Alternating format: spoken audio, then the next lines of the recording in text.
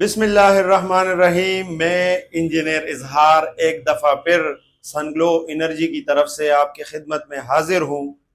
आज की वीडियो में हम आपको एक बहुत ही ज़रूरी बात बताने वाले हैं। डुअल आउटपुट का होना सिस्टम के अंदर ये ज़रूरी है या नहीं। तो इसके लिए डुअल आउटपुट का होना बहुत ही ज़रूरी है। डुअल आउटपुट का मतलब क्या है?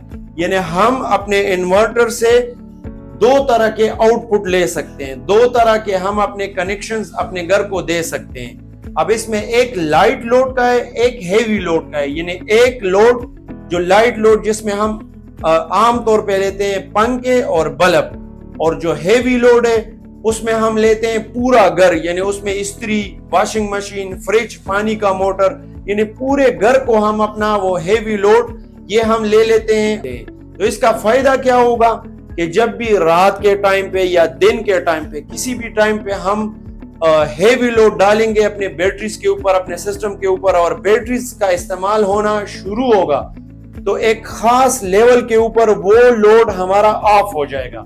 यानी अगर हम 4 किलोवाट की बात करें तो दो बैटरीज अगर हमारे पास फुल है तो इसका वोल्टेज जाएगा 28 वोल्ट से लेके 29 वोल्ट तक। अब हमने अगर इसके ऊपर सेट किया 25 वोल्ट कि इसके ऊपर हमारा हेवी लोड बंद हो जाए, तो दिन के टाइम अगर बादल आ जाए, वापडा भी नहीं है और हमारा हमने लगाया हेवी लोड और बैटरीज का इस्तेमाल होना शुरू हो गया, तो जब भी हमारी बैटरीज 25 वोल्ट तक यानी 28 से कम हो के 25 वोल्ट तक बात आएगी तो हमारा हेवी लोड बंद हो जाएगा।